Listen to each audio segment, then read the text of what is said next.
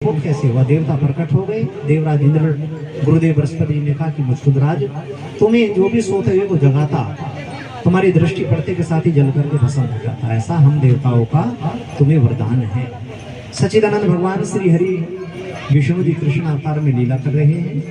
भगवान के दर्शन के तो आत्म बोध हो गया। भगवान ने कहा वरदान मांगो, तो मुचकुंद जी ने कहा मुझे और कुछ नहीं चाहिए प्रभु, मुझे केवल आपकी भक्ति चाहिए।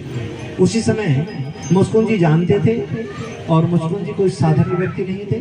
हरिभक्तों, इन्होंने तप किया, ध्यान लगाया, अपने आप को पंच तत्वों में विलीन किया, देवताओं के साथ स्वर्ग को गए, भगवान लौट करके चले आए। मैया देवकी ने कहा कि पुत्री लड़ाई झगड़ा बंद कर, ये कब तक होते रहेंगे। भगवान ने विश्वकर्मा जी को स्मरण किया तभी, और एक सुंदर नगरी का निर्माण किया जिसका नाम द्वारिका हुआ, और भगवान सबको लेकर के द्वारिका चले गए। बोलो द्वारकाधीश भगवान की जय। द्वारिका में सब बड़े आनंद के साथ जीवन व्यापन करने लगे। और एक ऋषि कुमार ब्राह्मण देवता निमंत्रण पत्र लेकर के आए। भगवान ने पढ़ा तो उसमें लिखा था, हे प्रभु द्वारकाधीश, मैं कुंदनपुर के महाराज विष्णुदेव की पुत्री देवी रुक्मणी, मेरे गुरुदेव देवर्षि नारद जी ने मेरे माता पिता और मुझे आपकी भक्ति प्रदान की है। मेरे माता पिता की इच्छा यह है कि मेरा विवाह आपके साथ हो, परंतु मेरा भाई अधर्मी है जो छदेई के राजा शिशुपाल के साथ बलपूर्वक मेरा विवाह करना चाहता है। योगेश्वर, एक आर्य नारी का धर्म है, वो जिस पुरुष को एक बार अपने हृदय में स्थान दे दे, अगर वो किसी अन्य पुरुष के विषय में सोचती है तो उसके लिए महापाप होता है। हे प्रभु, मैं तो सदैव आपके चरणों की वंदना करती हूँ, किसी और को स्वीकार करूँ तो असंभव है। दीन वत्सल दया करो। हमारे कुल की परंपरा है, विवाह से पूर्व माँ अवंतिका की पूजा की जाती है। मैं माँ के मंदिर में पूजा करने के लिए आऊंगी। अगर वहाँ आपके दर्शन ना हो पाए तो मैं अपने प्राणों को आपके श्री चरणों में न्यौछावर कर दूंगी, परंतु किसी और को स्वीकार नहीं करूंगी। आपके चरणों की दासी देवी रुक्मणी। ब्राह्मण देवता की तो आत्महत्या हो गई। देवी से कहना कि हम मंदिर में अवश्य पधारेंगे। ये संदेश ऋषि कुमार ब्राह्मण देवता ने देवी रुक्मणी को दिया, और देवी रुक्मणी सखी सहेलियों के साथ आज मंदिर में अवंतिका की पूजा करने के लिए आती है। हाथ जोड़ करके पूजा कर रही है, और हे मां दया करो। माता अवंतिका प्रकट हो गई, और माता अवंतिका ने कहा रुक्मणी तो साधारण स्त्री नहीं तो सुन, साक्षात लक्ष्मी है। और लक्ष्मी ने प्रभु नारायण को ही प्राप्त किया है, तेरा सुहाग अखंड है। मां अंतर्ध्यान हो गई। देवी रुक्मणी सखी सहेलियों के साथ चली आ रही थी, परंतु हृदय भगवान को पुकार रहा था। हवा के झोंके की भांति भगवान का रथ आया। पूजा थाल सखियों के हाथ में रुक्मणी ने दिया।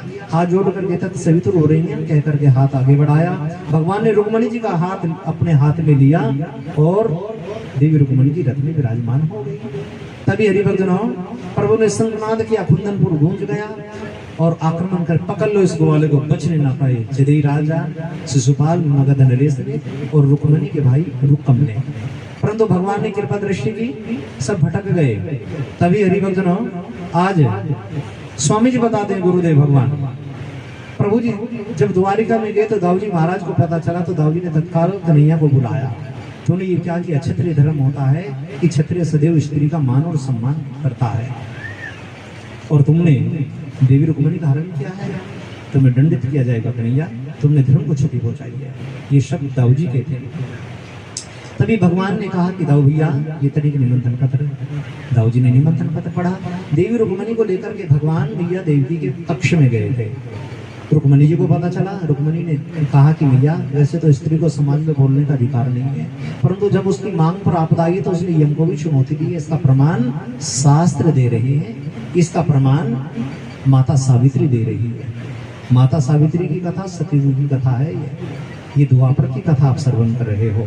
इधर हरिभक्तों, माता रुक्मणी ने जब ये कहा तो मैया देवी ने कहा चलो बेटी, अगर आज नहीं बोलोगी तो पुत्री फिर कब बोलोगे, चलो मेरे साथ। और जाकर के जब ये बात कही तो सब कुछ वास्तविकता पता चली। दाऊ जी महाराज ने कहा कि नहीं तुमने पहले क्यों नहीं बताया?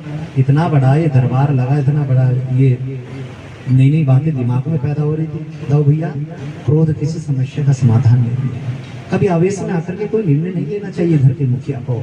एक पल का क्रोध व्यक्ति का भविष्य बिगाड़ देता है, परिवार को बिखेर देता है।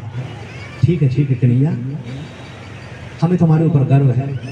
आज हम अपने मंत्रिमंडल से पूछना चाहते हैं, ये कहाँ का नियम है? आर्यव्रत का नियम है, सदैव सोमवार प्रथा है, परंतु बलपूर्वक किसी की पुत्री का विवाह जबरदस्ती किसी के साथ कर दे तो हमारे आर्यव्रत की परंपरा नहीं है। महामंत्री अक्रूर जी, तुम देवी रुक्मणी को मान सम्मान के साथ लेकर के जाओ और भीष्मक देव से कहना उनकी पुत्री हमारी पुत्री के समान है, क्योंकि बेटी समाज की होती है, बेटी किसी एक की नहीं होती है। इसलिए जब बेटी का विवाह होता है तो कन्यादान करने के लिए सब बिरादरी जाती है।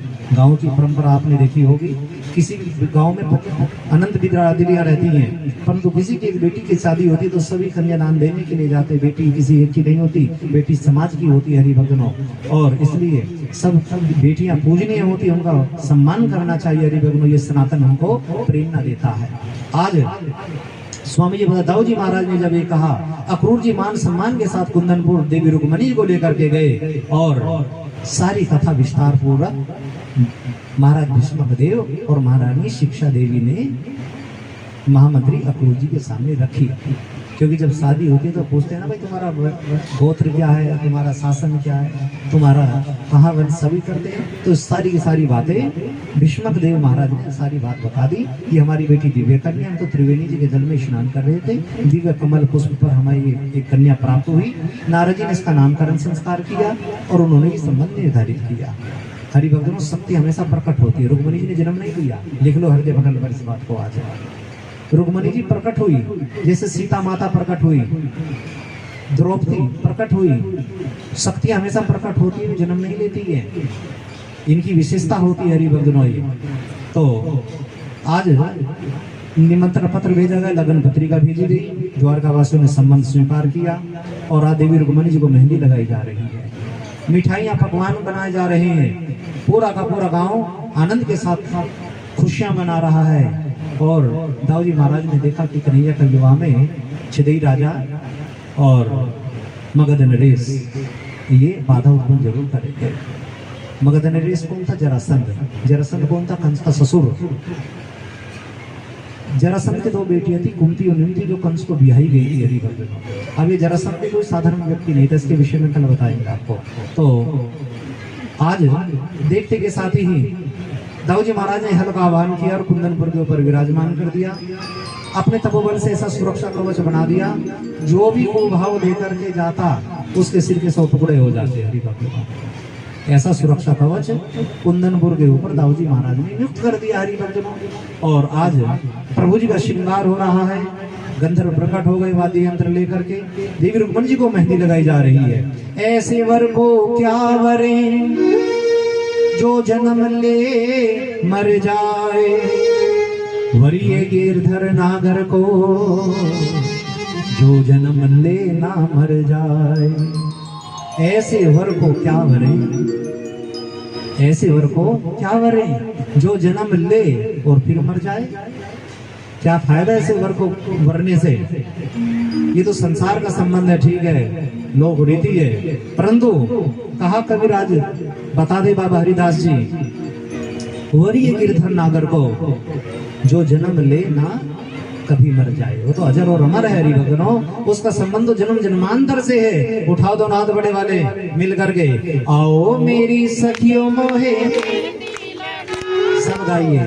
किसकी मेहंदी लगानी? उस प्रीतम के नाम की मेहंदी लगानी है, तो सब मिल करके गाइए। उठाओ दो हाथ बड़े वाले, और सब लैंड से नहीं आएंगे, अब देवी माता रुक्मणी जी भी आएंगी, बारात में भी चलेंगे, बहुत सुंदर फूलों से वर्षा भी होगी, विवाह भी होगा। सब जब हम कहेंगे, जब खड़े होकर के कन्यादान करने के लिए आएंगे, तिलक करके कन्यादान देंगे, वो दान पात्र में अर्पण करेंगे। जो भी कन्यादान लेकर के आएंगे एक लाइन से चलेंगे, ये कोई इधर से आ जाओ, रस्सियों के नीचे से कोई इधर से आ जाओ, ऐसे नहीं आना, व्यवस्था बना करके चलना है। और सब कन्यादान करेंगे, पहले तिलक करेंगे, फिर कन्यादान करेंगे। परंतु अभी रुक जाओ, पहले रुक्मणी जी को तो आ जान दो, अभी ना आओ आगे, थोड़ा धैर्य रखो, पहले दर्शन करो, इस स्वरूप को हृदय में विराजमान करो। देवी रुक्मणी जी आ रही है, उधर से ले लो, दर्शन ले लीजिए, खड़े मत होइए, आगे आते रहिए। अभी फूलों से वर्षा जयमाला हो जाएगी, उसके बाद कन्यादान करेंगे। कन्यादान खाली हाथ निकल को कुछ उसमें अर्पण करते हैं। कन्यादान महादान, आओ मिल करके गाइए। आओ मेरी सखियों मोहे मेहंदी लगा दो, मेरी सखियों मोहे मेहंदी लगा दो, मेरी लगा दो मोहे ऐसी सजा दो, मेरी लगा दो मोहे ऐसी सजा दो, मोरे साथ सुंदर के दुल्हा में मेहंदी लगाई, गोरे गोरे हाथों में मेहंदी लगाई, गोरे गोरे हाथों में मेहंदी लगाई, गोरे गोरे हाथों में मेहंदी लगाई। ओ किया श्रीमान पहने,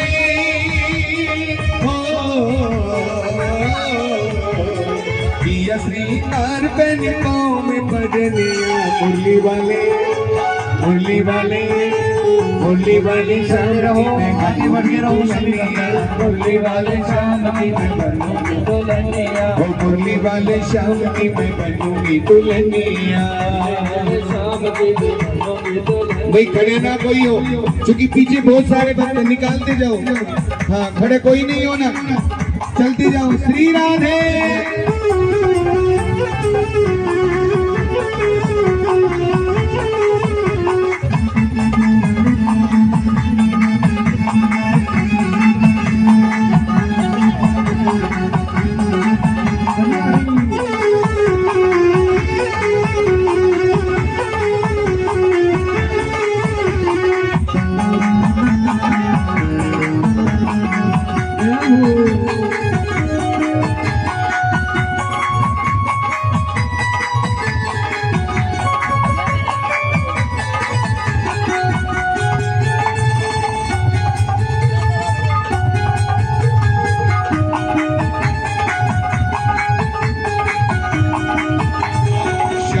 भगत मेरे बनेंगे बराती, श्याम भगत मेरे बनेंगे बराती, ओ श्याम भगत मेरे बनेंगे बराती, श्याम भगत मेरे बनेंगे बराती। ओ बजेगी सनाई आई घोड़े और हाथी, बजेगी सनाई आई घोड़े और हाथी, ओ बजेगी सनाई आई घोड़े और हाथी, बजेगी सनाई आई घोड़े और हाथी। वो पहली बार ऐसी जोड़ी देखेगी ये दुनिया, पहली बार ऐसी जोड़ी देखेगी ये दुनिया, वो पहली बार ऐसी जोड़ी देखेगी ये दुनिया, पहली बार ऐसी जोड़ी देखेगी ये दुनिया। वो मुरली वाले मुरली वाले मुरली वाले शाम की मैं बनूंगी दुल्हनिया, मुरली वाले शाम की मैं बनूंगी भाई दुल्हनिया। ऐसे थोड़ी ना होता, दोनों हाथ उठा करके भाई रुक्मणी भगवान की।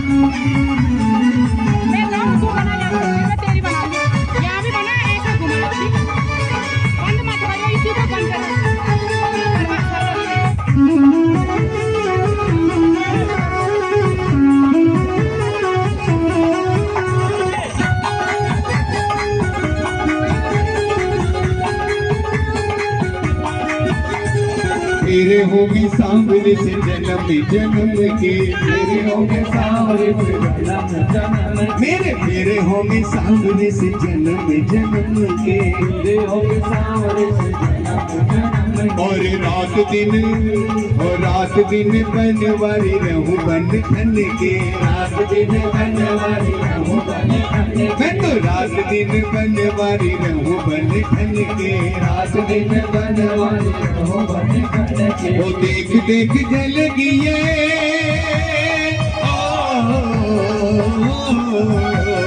देख देख जलगी ये सोतन मुरलिया, देख देख जलगी ये सोतन मुरलिया, मुरली वाले मुरली वाले मुरली वाले शाम की मैं बनूंगी दुल्हनिया, मुरली वाले शाम की मैं बनूंगी दुल्हनिया, वो मुरली वाली शाम की मैं बनूंगी दुल्हनिया। मुरली वाले शाम की मैं बनूंगी दुल्हनिया।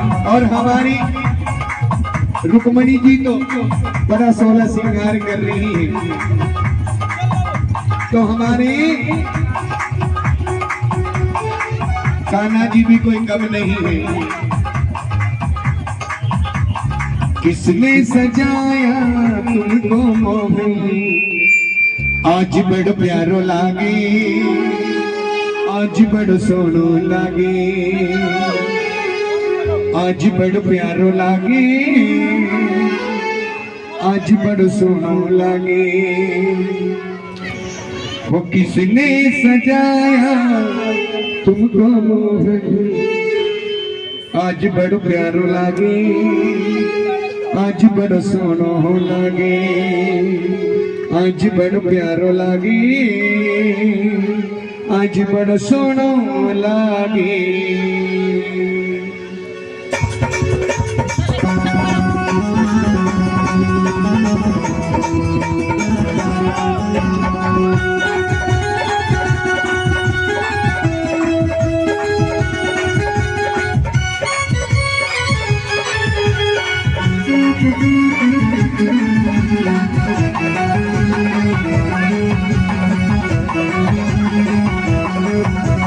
किसने सजाया तुमको मोहन, किसने सजाया तुमको मोहन। आज बड़ो प्यारो लागे, आज बड़ो सोनो लागे, आज बड़ो प्यारो लागे, आज बड़ो सोनो लागे, आज बड़ो प्यारो लागे, आज बड़ो सोनो लागे, बड़ो प्यारो लागे, आज बड़ो सोनो लागे।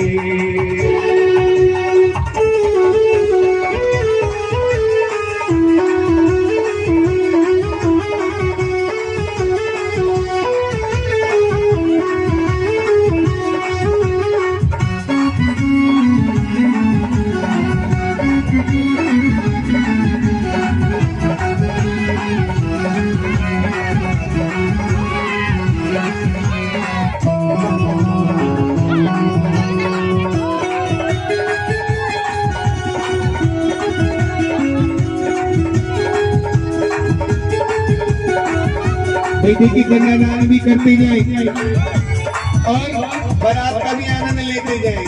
और कहे तो क्या, आज दुल्हा, आज दुल्हा, आज दुल्हा बने हैं नदला। जय हो। आज दुल्हा बने हैं नदला, ओ सखियों नाचो रे। दुल्हा बने हैं नदला, ओ सखियों नाचो रे। आज दुल्हा बने हैं नदला, ओ सखियों नाचो रे।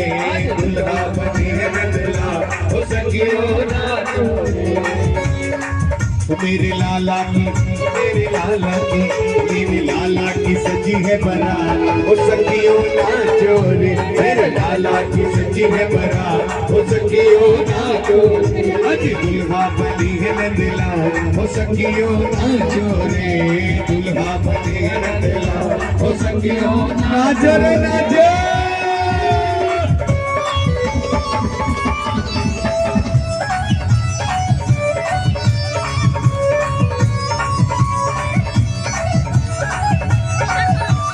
जो बारात में चल रहे दोनों हाथ उठा करके चलते हुए जय जय।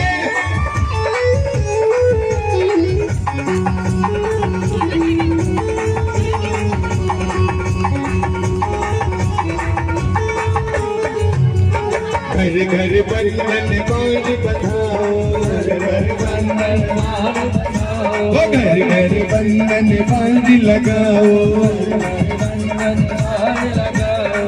फूलों से अपने घर को सजाओ, फूलों से अपने घर को सजाओ, फूलों से अपने घर को सजाओ, फूलों से अपने घर को सजाओ। गाओ रे, और गाओ रे, गाओ रे मंगला राधे राधे राधे राधे राधे राधे राधे राधे राधे राधे राधे राधे राधे।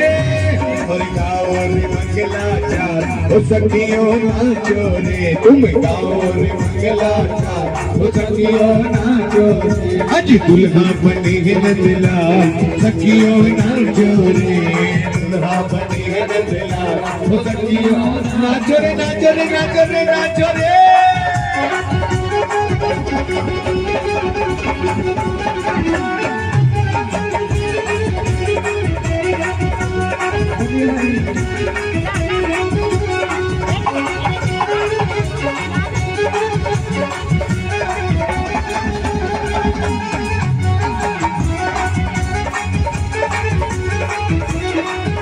अरे ग्वाल बाल सब मिल कर आओ, ग्वाल बाल सब मिल कर आओ, ग्वाल बाल सब मिल कर आओ, ग्वाल बाल सब मिल कर आओ। ढोल नगाड़े बाजे बजाओ, ढोल नगाड़े बाजे बजाओ, ढोल नगाड़े बाजे बजाओ, ढोल नगाड़े बाजे बजाओ।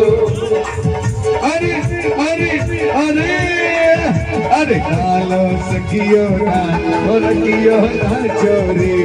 दुल्हा बनी है न दिला हो सकियो नाचो रे आज दुल्हा अरे दुल्हा अरे दुल्हा बने है न दिला हो सकियो नाचो रे दुल्हा बने है न दिला हो सकियो नाचो रे दुल्हा बने है न दिला हो सकियो नाचो रे दुल्हा बने है न दिला हो सकियो नाचो रे।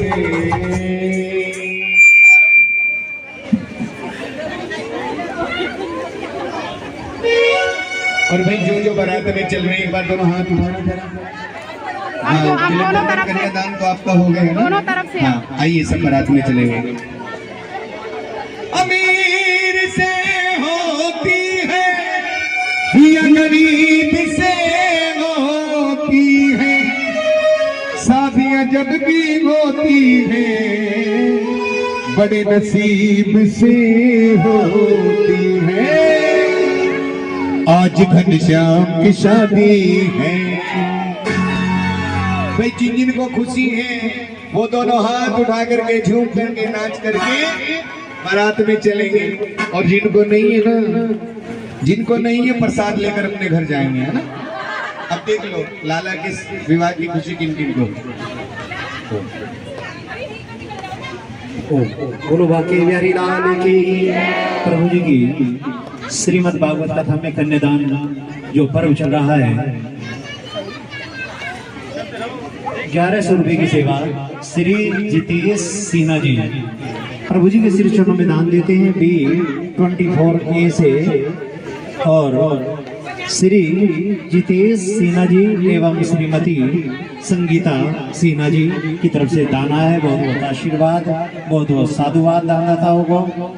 भुवन सिंह नयाल जी अंजू नयाल जी B42D से 2100 रुपए की सेवा श्रीमद् भागवत कथा में दान दे रहे हैं, सहयोग प्रदान कर रहे हैं। बहुत बहुत साधुवाद बहुत बहुत आशीर्वाद। मिश्रा परिवार 22 से ये भक्तजन 500 रुपए की सेवा दान दे रहे हैं। बहुत बहुत साधुवाद बहुत बहुत आशीर्वाद। एक बार दोनों हाथ ऊपर उठा करके बोलिए श्री वृंदावन बिहारी लाल की। अमीर से होती है या गरीब से होती है शादियां जब भी होती है बड़े नसीब से होती